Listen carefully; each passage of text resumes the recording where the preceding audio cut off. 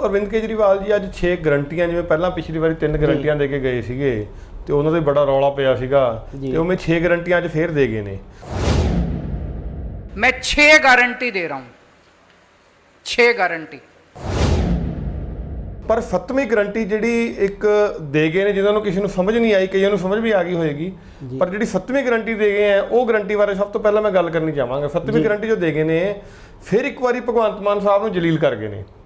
ਜਿਵੇਂ ਪਿਛਲੀ ਵਾਰੀ ਵੀ ਹੋਇਆ, ਭਗਵੰਤ ਮਾਨ ਸਾਹਿਬ ਨੂੰ ਨਾਲ ਬਿਠਾ ਕੇ ਕਿਹਾ ਕਿ ਇੱਕ ਵਧੀਆ ਸਿੱਖ ਚਿਹਰਾ ਜਿਹੜਾ ਸੀਐਮ ਕੈਂਡੀਡੇਟ ਹੋਊਗਾ ਪੰਜਾਬ ਦਾ, ਅੱਜ ਫਿਰ ਜਿਹੜੀ ਗਰੰਟੀ ਪੱਕੀ ਗਰੰਟੀ ਜੋ ਦੇ ਗਏ ਨੇ ਜੀ, ਉਹ ਕਹਿੰਦੇ ਜੀ ਜੋ ਪੰਜਾਬ ਦਾ ਸੀਐਮ ਹੋਊਗਾ ਉਹਨੂੰ ਲੋਕਾਂ ਤੇ ਮਾਣ ਹੋਏਗਾ ਤੇ ਵਧੀਆ ਚਿਹਰਾ ਹੋਏਗਾ ਉਹ, ਜਦ ਕਿ ਭਗਵੰਤ ਮਾਨ ਸਾਹਿਬ ਨਾਲ ਬੈਠੇ ਸੀਗੇ। ਇਹਦਾ ਮਤਲਬ ਇਹ ਗਰੰਟੀ ਪੱਕੀ ਹੋ ਗਿਆ ਕਿ ਭਗਵੰਤ ਮਾਨ ਤਾਂ ਹੁਣ ਮੁੱਖ ਮੰਤਰੀ ਦਾ ਚਿਹਰਾ ਪੰਜਾਬ ਦਾ ਆਮ ਆਦਮੀ ਪਾर्टी ਦਾ ਹੈ ਹੀ नहीं। भगवंत मेरा छोटा भाई है। समय आने पे मैंने बार बार बोला है, आपको अच्छा सीएम देंगे, अच्छा फेस देंगे, कोई भी हो सकता है वो। ਗਰੰਟੀਆਂ ਦੰਦੇ ਦੰਦੇ ਉਹਨਾਂ ਨੇ ਕਿਹਾ ਕਿ 16000 ਮੁਹੱਲਾ ਕਲੀਨਿਕ ਜਿਹੜੇ ਹੈਗੇ ਆ, ਮਤਲਬ ਵਿਲੇਜ ਕਲੀਨਿਕ ਜਿਹੜੇ ਹੈਗੇ ਆ, ਆਮ ਆਦਮੀ ਪਾर्टी ਪੰਜਾਬ 'ਚ ਬਣਾਊਗੀ ਜੇ ਸਰਕਾਰ ਆ ਜੂ। 16000 मोहल्ला क्लिनिक, पिंड क्लिनिक और वार्ड क्लिनिक, 16000 क्लिनिक खोले जाएंगे पंजाब के अंदर। ਤੇ ਗਰੰਟੀਆਂ ਦੰਦੇ ਦੰਦੇ ਹੀ ਫਿਰ ਜਦੋਂ ਰਿਪੀਟ ਕੀਤਾ ਉਹਨਾਂ ਨੇ ਕੁਝ ਟਾਈਮ ਬਾਅਦ, ਫਿਰ ਉਹਨਾਂ ਨੇ ਕਿਹਾ 15000। जैसे मोहल्ला क्लिनिक आप एस्टिमेट बना लो, 20 लाख रुपए का एक मोहल्ला क्लिनिक बनता है, 15000 बनाएंगे, आप देख लो कितने लगेंगे। मतलब 1000 घट गए। सो हुण तुसीं आप देखो, ਜਿਹੜਾ ਬੰਦਾ ਗਰੰਟੀਆਂ ਦੰਦਾ ਹੀ 1000 ਘਟਾ ਗਿਆ ਕਲੀਨਿਕ, ਹਾਲੇ ਤਾਂ 4 ਮਹੀਨੇ ਪਏ ਨੇ, ਮੈਨੂੰ ਲੱਗਦਾ ਕਿਤੇ 100 ਸੂਈ ਨਾ ਰਹਿ ਜਾਵੇ। ਅਰਵਿੰਦ ਕੇਜਰੀਵਾਲ ਨੇ ਅੱਜ ਜਦੋਂ ਗਰੰਟੀਆਂ ਦਿੱਤੀਆਂ, ਪਹਿਲੀ ਗਰੰਟੀ 'ਚ ਉਹਨੇ ਕਿਹਾ ਕਿ ਬਈ ਜਿਹੜੀ ਬਿਜਲੀ ਹੈਗੀ ਹੈ, ਸੌਰੀ ਜਿਹੜਾ ਹੈਲਥ ਹੈਗਾ, ਮੈਂ ਹੈਲਥ ਸਿਸਟਮ ਜਿਹੜਾ ਬਿਲਕੁਲ ਫ੍ਰੀ ਰੱਖੂੰਗਾ, ਸਿਹਤ ਸੇਵਾਵਾਂ ਲੋਕਾਂ ਵਾਸਤੇ ਫ੍ਰੀ ਹੋਣਗੀਆਂ ਕਿਹਾ ਜੀ। ਨਾਲ ਉਹਨੇ ਕਿਹਾ ਕਿ ਜਿਹੜੇ ਹਸਪਤਾਲ ਜਿਹੜਾ ਟੈਸਟ ਹੋ ਗਿਆ, ਆਪਰੇਸ਼ਨ ਹੋ ਗਿਆ, ट्रीटमेंट हो गया, वो भी फ्री होगा। एक बहुत बड़ी और बहुत जरूरी गारंटी देने के लिए मैं आया हूं, वो है स्वास्थ्य की गारंटी, स्वास्थ्य सेवाओं की गारंटी, हेल्थ की गारंटी, अस्पतालों की गारंटी। 5 साल 7 साल के अंदर हमने दिल्ली के पूरे अस्पतालों, सरकारी अस्पतालों की दशा बदली है। दिल्ली में भी अस्पतालों की बुरी हालत थी, सारे अस्पताल हमने एयर कंडीशनड कर दिया। आप जाके देखो अब दिल्ली सरकार के अस्पताल सेंट्रली एयर कंडीशनड है, प्राइवेट अस्पतालों की तरह है, शानदार। दिल्ली में अच्छा इलाज भी दे रहे हैं, मुफ्त इलाज भी दे रहे हैं। और आप सरकारी अस्पताल में चले जाओ, महंगी से महंगी दवाई, अगर कोई इंजेक्शन आपका 10,000 रुपए का भी आता है, मुफ्त मिलता है आपको दिल्ली के सरकारी अस्पताल के अंदर।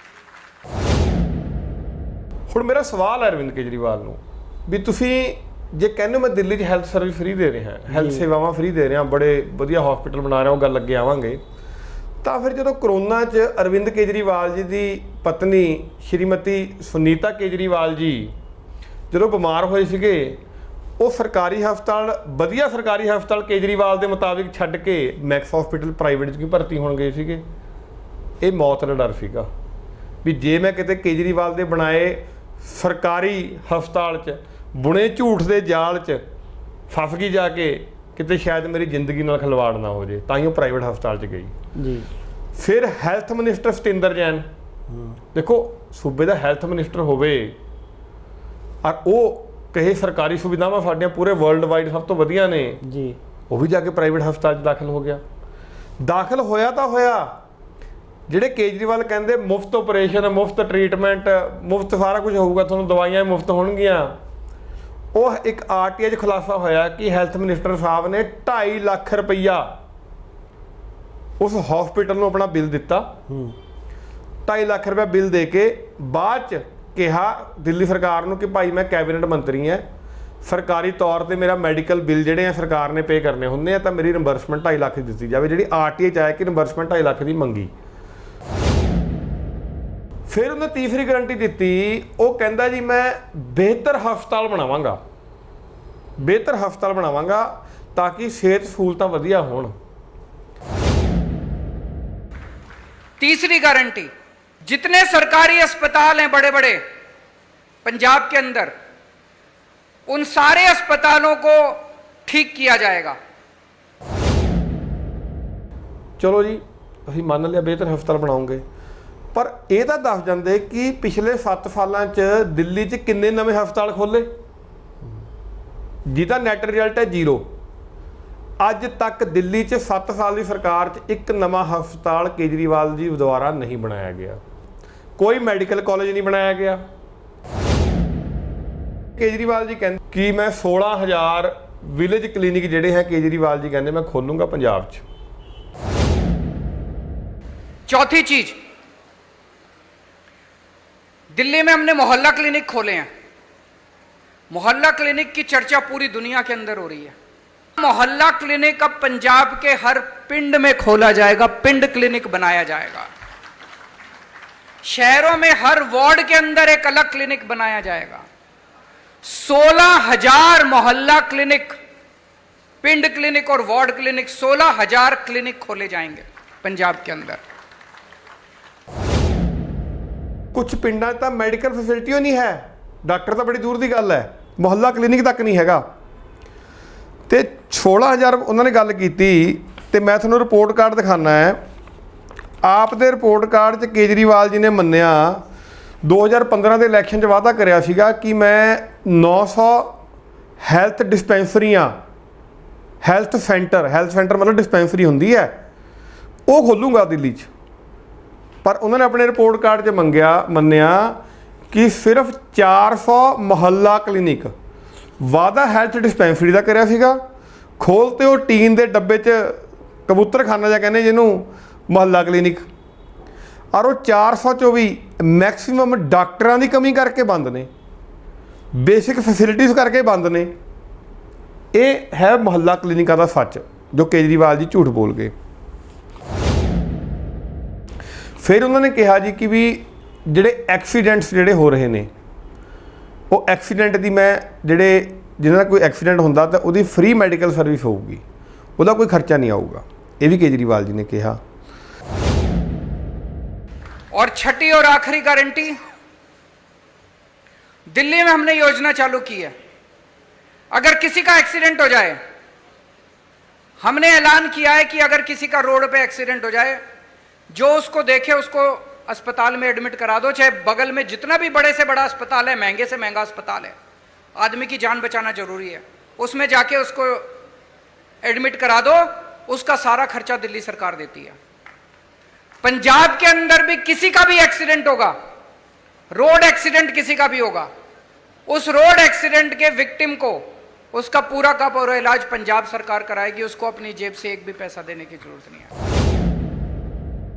इसी रिपोर्ट कार्ड च केजरीवाल जी ने मन्निया कि भाई दिल्ली च 3,000 लोगों ने दे ट्रीटमेंट जिन्हों का एक्सीडेंट होया वो लिते हस्पतालों के विच फरिश्ते स्कीम के अधीन। मतलब 7 सालों च दिल्ली च सिर्फ 3,000 एक्सीडेंट होए। अड्डी रश वाली दिल्ली है, मैक्सीमम उत्थे लोग रहिंदे ने, अन्नी भीड़ भड़का, सिर्फ 3,000 होए 7 सालों च। वैसे भी 3,000 तो लिखिया है, ये भी एक वड्डा झूठ हो सकता है, वो मैं दसूँगा किवें वड्डा झूठ हो सकता है। तो ये गल्लां जिहड़ियां केजरीवाल ने हैल्थ के उत्ते कीतियां, एक वड्डा लिफाफा है, इस पंजाबियों को विश्वास नहीं करना चाहिए। तो जिहदे आप घर वाली अपने हैल्थ मंत्री बाहर के हस्पतालों जाके इलाज करवाने हैं, वो किड्डा क वड्डा लिफाफा हैल्थ का। दूजी गल, कोविड टाइम ते करोना टाइम ते किन्ने क लोग आके दिल्ली तो पंजाब च ट्रीटमेंट कराते रहे, ये भी सारे जानते हैं। कोरोना टाइम ते जदों लोगों ने साह मुक रहे सीगे, मेरे को आरटीआई की रिपोर्ट पई है, उस टाइम सिर्फ 2550 ऑक्सीजन कंसनट्रेटर खरीदे गए, जिन्होंने कॉस्ट 12 करोड़ पैंदी है। वो भी किमें खरीदे गए, इक्को टेंडर च अलग अलग रेट ला के, करप्शन के जो चार्जिस लगे उस भी वो खरीदे गए 12,000 के, और उसकी एडवरटाइजमेंट करती 150 करोड़ की, वो भी 3 महीनों च। किन्ने सीरियस ने। PSA प्लांट सेंटर सरकार तो पैसा आया हुआ था, लोग ऑक्सीजन तो तड़फ रहे थे, मर रहे थे, कोई पंजाब नूं भज रहा था, कोई किते नूं भज रहा सीगा दिल्ली तो, पर सेंटर का पैसा आने के बावजूद भी ਅਰਵਿੰਦ ਕੇਜਰੀਵਾਲ ਸਰਕਾਰ ਨੇ ਮਾਰਚ 2021 ਤੱਕ ਇੱਕ ਵੀ PSA ਪਲਾਂਟ ਆਕਸੀਜਨ ਦਾ ਐਸਟੈਬਲਿਸ਼ ਨਹੀਂ ਕੀਤਾ ਸੀਗਾ, ਨਾ ਇੰਸਟਾਲ ਕੀਤਾ ਸੀਗਾ। ਤਾਂ ਇਹ ਤਾਂ ਸੱਚਾਈ ਹੈ ਹੈਲਥ ਸਿਸਟਮ ਦੀ, ਆਮ ਆਦਮੀ ਪਾਰਟੀ ਦੇ ਅਰਵਿੰਦ ਕੇਜਰੀਵਾਲ ਦੇ ਝੂਠ ਦੀ।